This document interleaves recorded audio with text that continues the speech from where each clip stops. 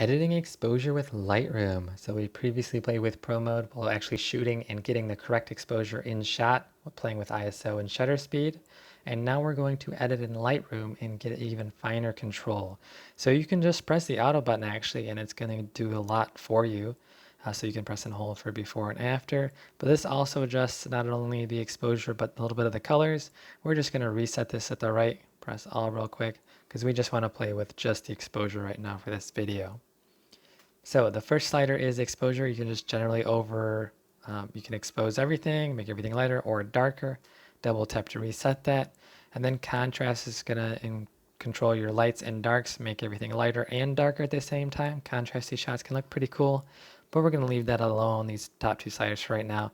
We wanna mainly focus on the highlights and shadows. So highlights, you can bring everything up, everything in the sky is brighter, and bring it down, and bringing overblown highlights down is going to see a lot more color, so we're seeing a lot more blue. So we're going to get away with around 50 to 60 here. You can get away with pretty big changes in the highlights.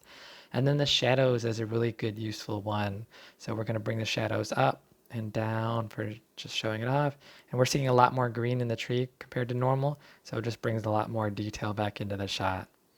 So we also have the whites and the blacks. I generally don't play with this too much, but it's going to make things whiter. White's whiter, black's blacker. We can adjust in values of 2 by just pressing and tapping on either side. And then here are the blacks. Black, bring them up. And I generally like to do the blacks a little bit more in my shots, so 10 or so, 13 in this case. So that's generally exposure. We also have the curve here on the right, and this gives you a little bit greater control. I haven't played with this one too much, but you can tap to put little anchors, and you can generally see a lot of people do S curves. I generally like to do a very small amount if I do ever play with this, which I haven't gotten too far in the future. But you can also adjust the heads and the tails a little bit. You'll see that in videos. And here are the highlights on the right. Bring that up and down. And then the shadows at the bottom. See a really big difference there, but you can just double tap to reset that. You can do the same thing with colors, but we're not going to go too far into that. So that was general exposure changing. And then maybe in another video, we'll do some actual colors. You can get a lot of cool things with this.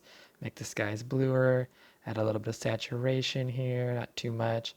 Maybe make it a little darker with some luminance, and just a little bit more blue before and after. Same thing with the trees.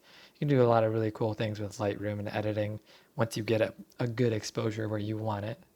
And with that, we will probably in the next video talking about actual shooting with the phone, getting some good composition rolls, getting some really cool shots. And with that, we will be signing out.